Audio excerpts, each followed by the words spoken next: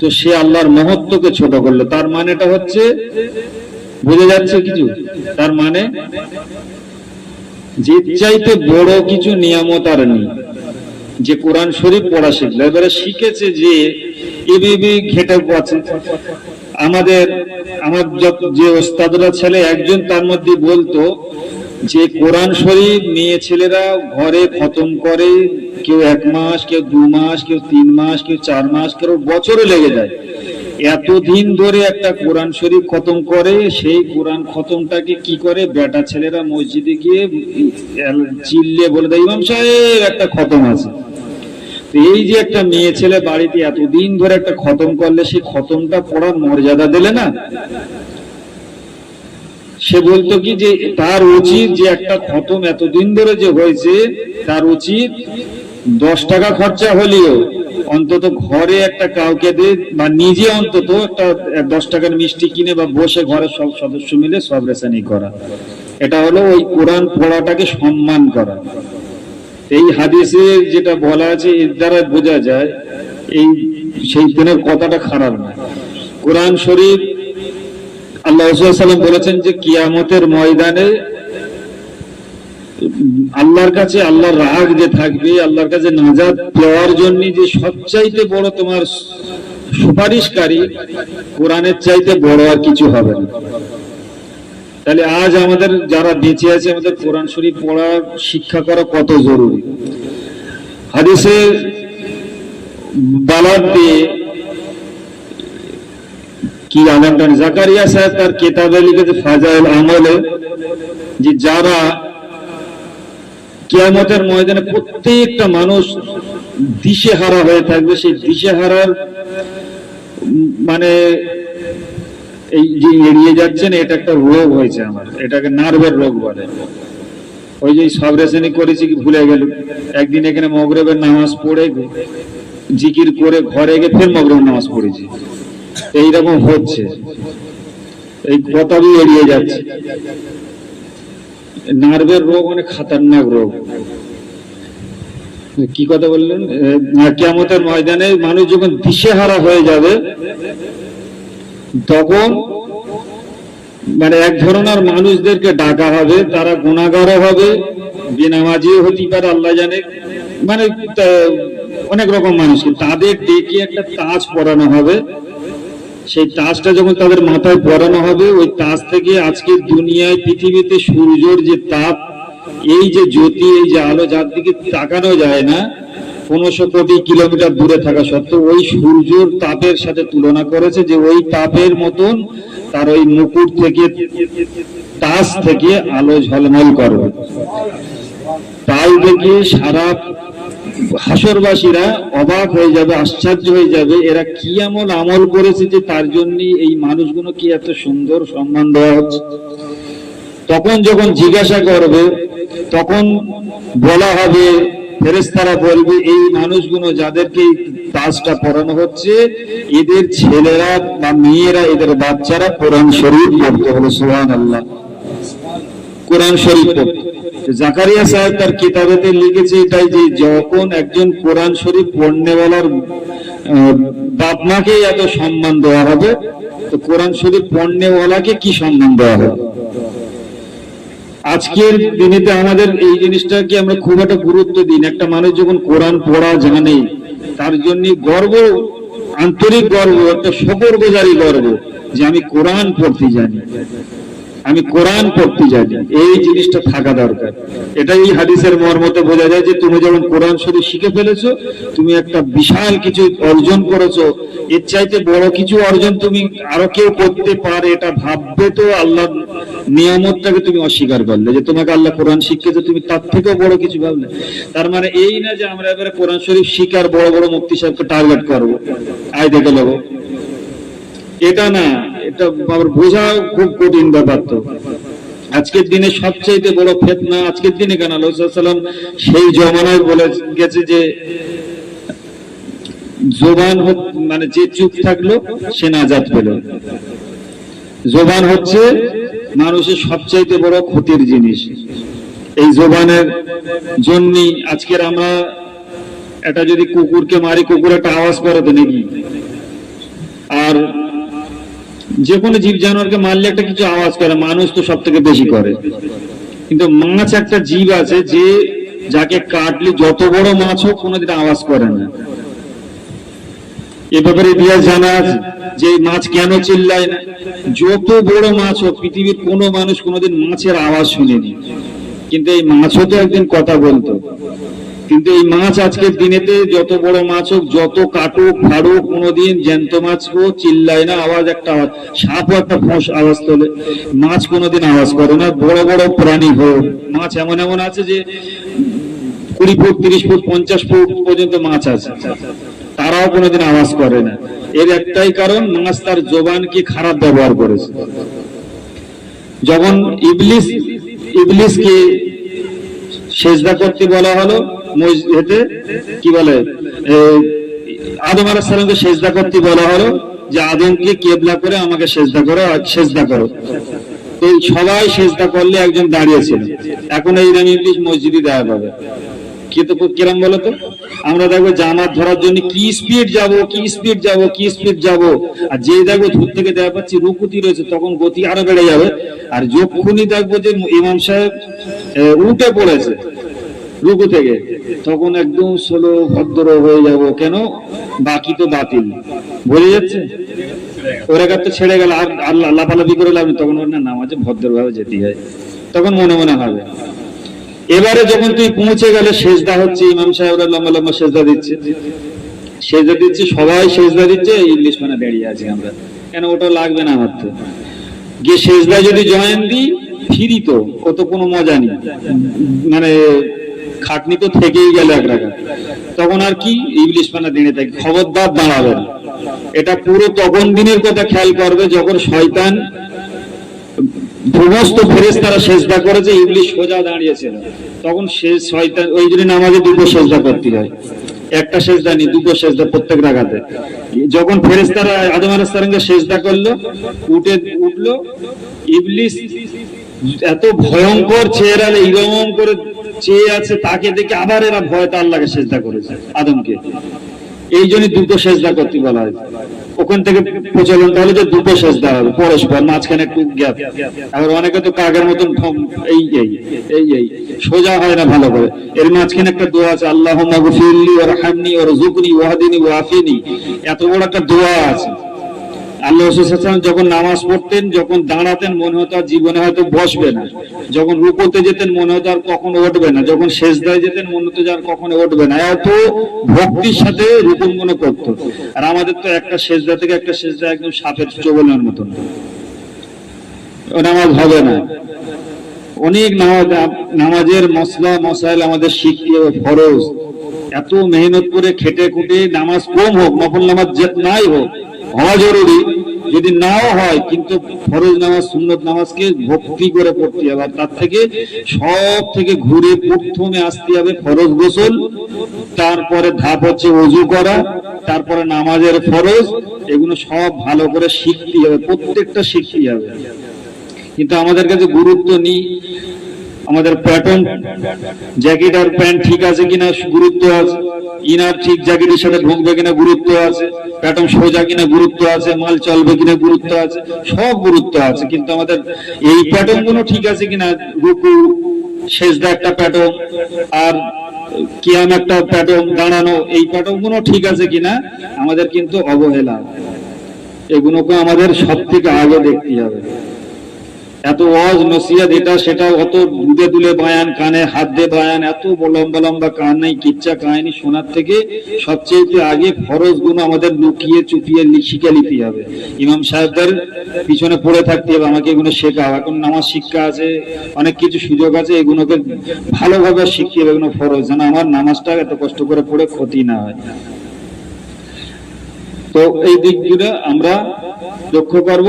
আর কোরআন শরীফ সূরা হাশরের শেষ যে 3 আয়াত, হুয়াল্লাহুল্লাযী লা ইলাহা ইল্লা হুয়া আলিমুল গায়বি ওয়াশ শাহাদাতি হুয়ার রহমানুর রহিম, এখান থেকে হুয়াল আলিয়্যুল আযীম, এই পর্যন্ত যে 3টে আয়াত আছে এর কথা বলা হয়েছে যে কেউ যদি সকালবেলা পড়ে, এর দুটো ফজিলত আছে। মেদিনীপুর টাউনে এটা কি নাম, কি দরবার শরীফ, হুজুরের শ্বশুর আহমদুল্লাহ সাহেব এই আমলটা তার মুরিদদের বারবার তাগিদ করতো, বারবার এই আমলটা যদি তোমরা করো অনেক লাভবান হবে। দুটো লাভের কথা বলা আছে।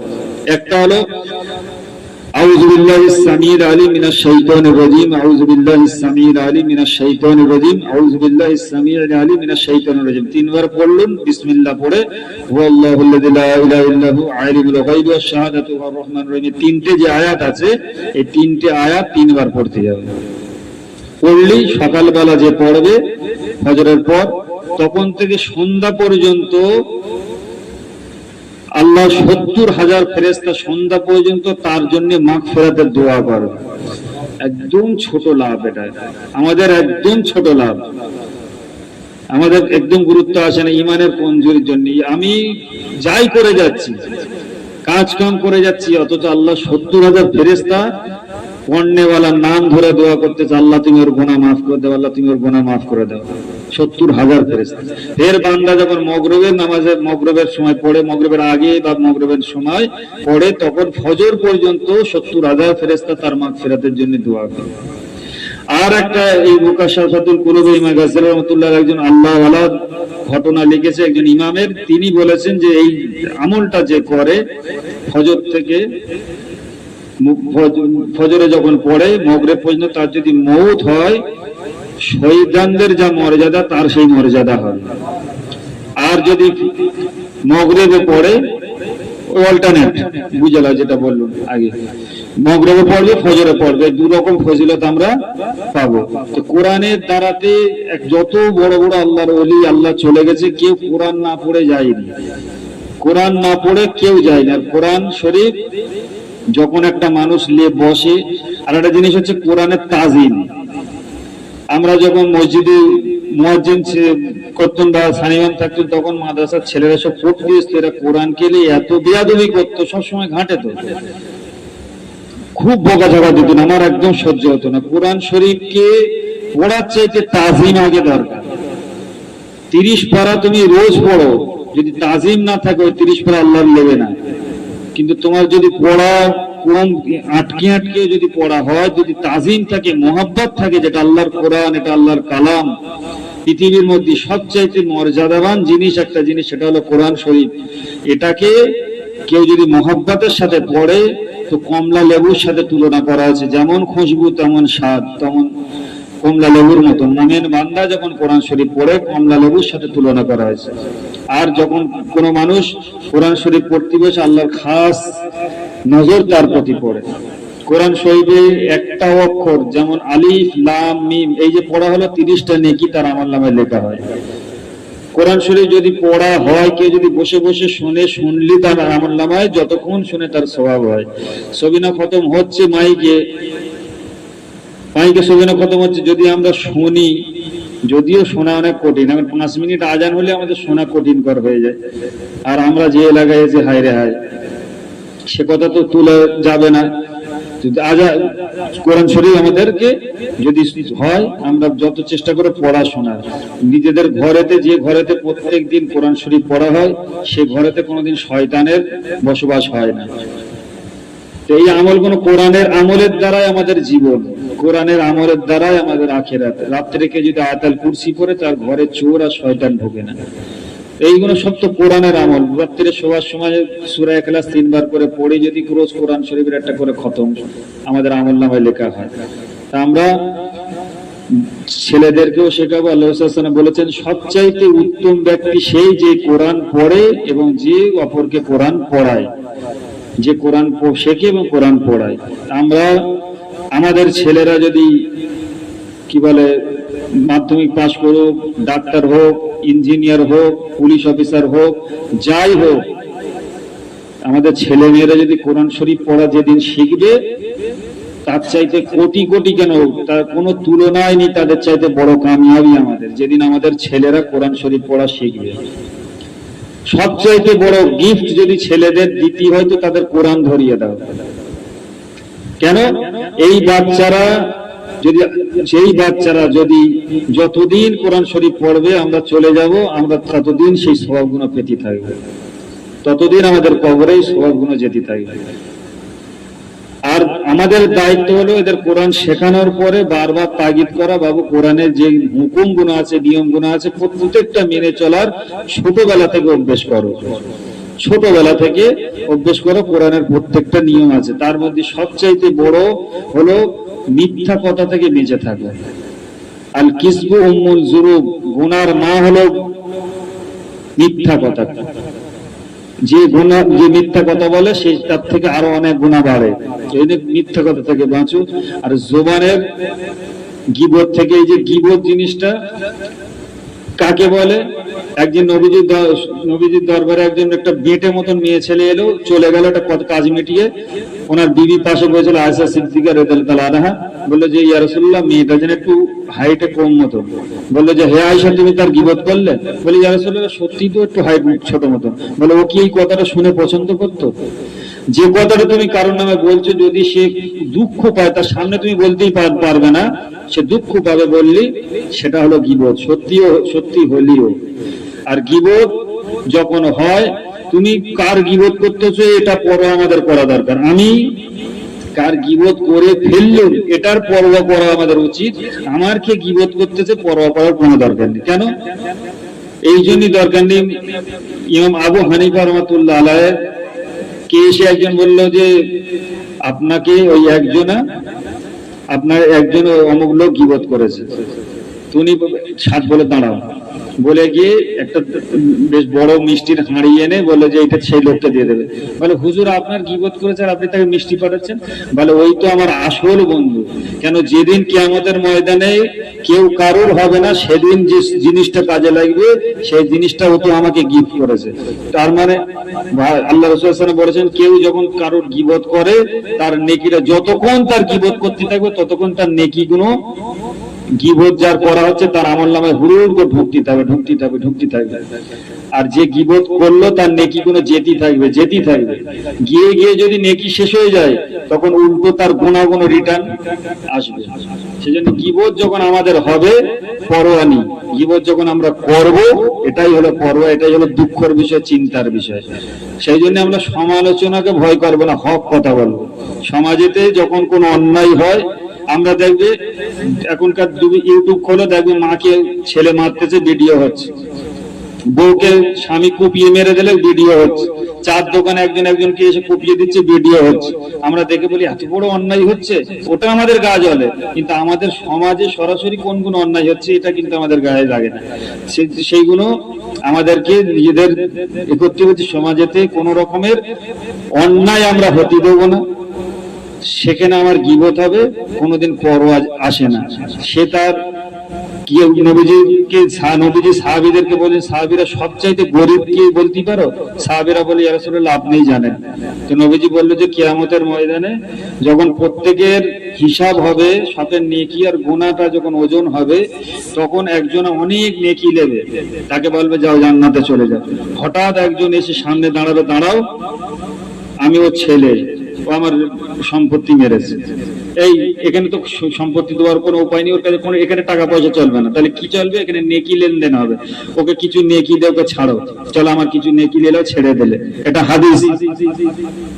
তারপরে ভাই এলো, তারপরে বউ এলো, প্রতিবেশী এলো, একজন ও আমার গীবত করেছে, ও আমাকে একটা চড় মেরেছে, ও আমার চালে ইট মেরেছে। ছোট্ট ব্যাপারলে ছোট্ট ব্যাপারলে ধরবে, ও খালি নেকি দিতে থাকবে। দিয়ে যখন সব চলে যাবে, তখন বান্দা যখন জান্নাতের দিকে যাবে, তখন ফেরেশতারা ধরবে তোমার রাস্তা উল্টো জাহান্নামের দিকে। তখন ওই বান্দা এত আচার খাবে, জান্নাতের আশা থেকে জাহান্নামে যখন যাবে, ছটফট পাবে কাটা মাছের মতন। আল্লাহ রাসূল বলছে সবচাইতে বড় গরিব হলো। তাহলে সেই দিক থেকে যদি আমরা ওই দিনের ভাবনা ভাবি, আজ আমাদের একটা ভালো কাজ করার জন্য যদি সমাজে গীবত হয়, এটা হচ্ছে আলহামদুলিল্লাহ। আর যদি আমরা কারোর গীবত করি, এটাই হলো নাউজুবিল্লাহ। আমাদের দ্বারা কারোর গীবত না হয়, আমাদের হচ্ছে হক, তবে হকের ওপর।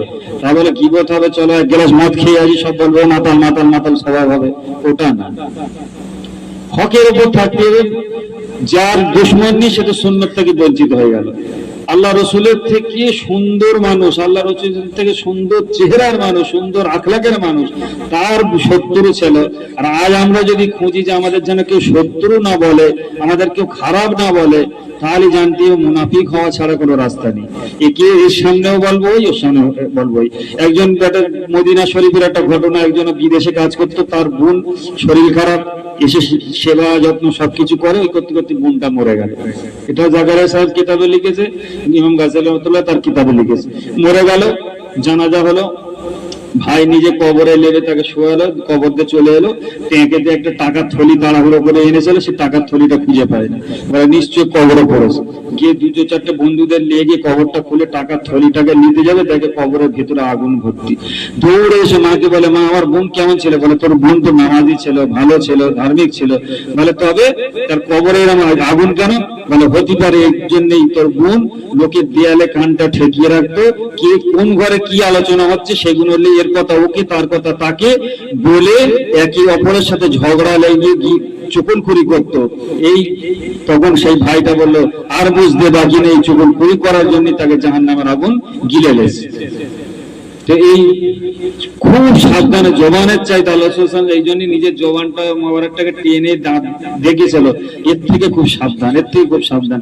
এটাই হলো যথেষ্ট জাহান্নামে যাওয়ার জন্য, আর এটাই যথেষ্ট জান্নাতে যাওয়ার জন্য। এই জন্য জবানের ব্যবহার খুব কম হওয়াটাই ভালো।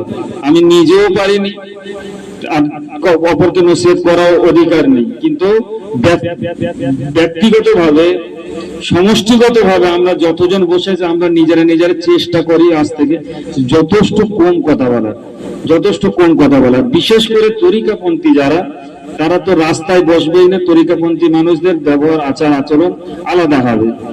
হ্যাঁ, কোনো হই হুল্লোড় এটা সেটাই থাকবে না। শরীর চর্চা করো। 55 বছর বয়স ক্রিকেট খেলো, ফুটবল খেলো, ভলিবল খেলো, ক্রিকেট খেলো। চায়ের দোকানে, পানের দোকানে বসে ইফতার গল্প করার চাইতে অনেক বড় শরীর ভালো থাকবে। ওই জন্যই গীবত গিল্লা থেকে আমরা যথেষ্ট বেঁচে থাকার চেষ্টা করব। আর যারা জোয়ান ছেলে মোবাইল হাতে পড়ে গেছে, মানুষের হায়াত মওতের কথা বলা যায়নি। এখানে যারা আমরা রয়েছি, কি আগে মরবো পরে মরবো কেউ জানেনি। আমরা ওই যে মরে যাবো হট করে তার কথাই ওই তখনই তোমরা বলো, ও সপ্তাহে তো দেখা হলো, এই ও সপ্তাহে কথা হলো, এই কালকেরই কিন্তু একসাথে চা খেয়েছি, ওসব কথার কোনো ভ্যালু নেই। তো আমাদের হাতে যাদের মোবাইল পড়ে গেছে, জোয়ান ছেলেরা, জিহাদ কাকে বলে? জিহাদ মানে এই না তরোয়াল চালানো। জিহাদ হলো সব থেকে বড় জিহাদ হলো নফসের সাথে লড়াই করা। নিজেদের নফসের সাথে লড়াই করো, খারাপ জিনিস দেখবে না। অনেক রকম চক্রান্ত মোবাইলের দ্বারা মুসলমানদের কোনগুলো ক্ষতির জিনিস, সব এগুলো রিসার্চ করেছে সব ইসরায়েল, আমেরিকা। কোনগুলো খারাপ জিনিস বলা আছে যে মুসলমানদেরকে শিক্ষা দেওয়া আছে, তোমাদের চোখ আর জবান যদি পবিত্র না হয়, তোমাদের পুরো গোটা অন্তরটা অপবিত্র হয়ে যায়। তো এরা জানে মুসলমানদেরকে ধ্বংস করতে গেলে এদের ইমানকে ধ্বংস করতে হবে, যুব সমাজকে ধ্বংস করতে হবে। আজকের দিনেতে বাড়তি বাড়তি বাড়তি কোরআন শরীফে যদি মোবাইলে পড়ো, সামনে একটা মেয়ে ছেলে এসে নাচতে শুরু করে দেবে। তো এই থেকে বাঁচা অনেক কঠিন। এর বিরুদ্ধে সাথে সাথে তুমি তোমার চোখটাকে বন্ধ করলো, সাথে সাথে সরাও। 2-4 দিন করো, 1 মাস করো, 2 মাস করো, দেখবে শয়তান তোমার কাছে হেরে যাবে, তোমার অভ্যাসে পরিণত হয়ে যাবে। কোনো মেয়ে ছেলের ছবি এলে সাথে সাথে তোমার সরানো অভ্যাস হয়ে যাবে। নিজের চরিত্রটা মোবাইল যেন খেয়ে না নেয়। চরিত্র যদি নষ্ট হয়ে যায়, বুড়ো বয়স পর্যন্ত বহুত কষ্ট। বুড়ো আধ বয়স থেকেই ওই সেই কদিন থেকে তো একটু কথা বললো না, মাল বেশি দিন টিকবে না। 50 বছর আর যাবে না, 40 বছর, তোমরা 35-30 থেকেই বুড়ো হতে শুরু হবে। তখন থেকে আর একদম ভালো লাগবে না। চরিত্র যদি ভালো থাকে, তখন একটা আলাদা বল থাকে। সবচাইতে বড় শক্তিশালী বলা হয়েছে, সব থেকে বড় পাহালবান ওই যুবকটা যে একটা যুবতী মেয়ে ছেলেকে দেখে চোখটা নিচু করে নেয়। সব থেকে বড় পাহালবান। কেন? তার কাছে সেই মেয়েটা অসহায় হয়ে গেল, সেই যুবকটার কাছে সেই মেয়েটা অসহায় হয়ে গেল, যে এই যুবকটা তার চোখটাকে লেবিয়ে দিয়েছে। এই জিনিসগুলো বাঁচার জন্য এটা হলো বড় জিহাদ। এই জিহাদ করার জন্যই চেষ্টা করো। মোবাইল তো আর কেড়ে নেওয়া যাবে না, তাহলে তো ঘর থেকে পালাবে, ও তো আর কোনো উপায় নেই। তো ওতে ভালো হয়, ছোটখাটো মশলা মশাইল শিখবে, গেম খেলা হচ্ছে, হোক টুকটাক গেম খেলা হচ্ছে, মাঝে মাঝে একবার করে সব বন্ধু এক জায়গায় বসে ওই আজকের সূরা ফাতিহার মানেটা সব ইন্তার চালাই আর একে অপরকে ধরি। এই ধরনের যদি সমাজ তৈরি হয় অটোমেটিক আল্লাহর রহমত থাকবে, জীবনও সুন্দর হবে। মাঝে মাঝে ছোট বন্ধু এক জায়গায় বসে মোবাইল বের করে সূরা ফাতিহার মানে একজন একজনকে ধরাধরি করবো। আমি জানি এটা বলা হাওয়াই শুনবে শুধু, কিন্তু বলা যায় না আল্লাহর কোন বান্দা করবে কোনো ঠিক নেই। সব চিজের ভালো খারাপ দুরকম ব্যবহার আছে। নিজেদেরকে শক্ত করব, নিজেদেরকে মজবুত করব, আর নিজের জীবনের সমস্ত জন ছেলে যারা নিজের জীবনের সব জিনিসটা বাপ মার উপরে ফেলে দাও। তবে বিয়ের ব্যাপারে বলা আছে যে তুমি তোমার পছন্দের বিয়ে করো, কিন্তু সেই পারমিশনটা তোমার বাপ মা দেবে যে তুই চয়েস করে হ্যাঁ বল। তোমার বাপ মা পারমিশনটা দেবে যে হ্যাঁ তোমার বিয়ের সময় হয়ে গেছে, আমি তোমার বিয়ে দেবো। একটা মেয়ে চয়েস করতে হবে। কোরআন শরীফে এটা বলা আছে, ফানকিহু তাবালাকুম মিনান নিসাই মাসনা সুলাসা রুবা, তোমরা বিয়ে করো তোমার পছন্দসই মেয়েকে বিয়ে করো। পছন্দসই মাসনা সুলাসা রুবা, একটা একের বেশি, দুই সুলাসা তিন, আরবা চার, চারটে পর্যন্ত যদি হক আদায় করতে পারে। তো বাপ মার পারমিশন পাওয়ার পরে এর থেকে বড়, যখন তুমি নিজেকে বেলাবেলি বড় মনে করো, তুমি ছোট ছেলে, আমাদের ছেলেদেরকে, ছেলে যদি নিজে নিজে এটা করে যে আমি আমার বাপের আদরের ছেলে, আমার আব্বা যা বলবে আমি তাই করবো, আমার মা যা বলবে আমি তাই করবো, আমি তার আদরের ছেলে, তাহলে তোমার আরো ভালো লাগবে। আর তুমি যদি মনে করো যে আমি একজন হয়ে গেছি, আমি আমার মতন চলবো, তাহলে তো তুমি নিজের সব থেকে বড় হাতিয়ারটাকে হারিয়ে ফেললে। কেন বাপ মার ছায়া যে ছেলের ওপর থাকে, বাপ মার দোয়া যে ছেলের ওপর থাকে, সারা পৃথিবীর শক্তি হেরে যাবে, তাকে বিপদে ফেলবি। তো এর থেকে বড় মজার আর কিচ্ছু নেই। আমি আমার আব্বার আদরের ছেলে, আমি আমার আব্বার আদরের মেয়ে, তার কথা মতন আমি চলবো, তার মতন আমি চলবো, তার ছত্র ছায়ায় থাকবো। এগুলো আমাদের নিজেদের ব্যক্তিগতভাবে তৈরি করতে হবে। আল্লাহ আমাদের শোনার থেকে বলার থেকে বেশি করে আমল করে তৌফিক দান করুক। আর আমরা সবাই দোয়া চাই যে মেয়েটা মেহেশা খাতুন কোরআন শরীফ খতম করেছে আমার আব্বা নামে, আর মক্তবেতে শিক্ষা করেছে, আল্লাহ তাকে সারাটা জীবন এই কোরআনের সাথে জুড়ে থাকার তৌফিক দান করুন। আমিন। আমরা সকলে একটু দাঁড়িয়ে সালাতু সালাম পড়ে, ইয়া নবী সালাম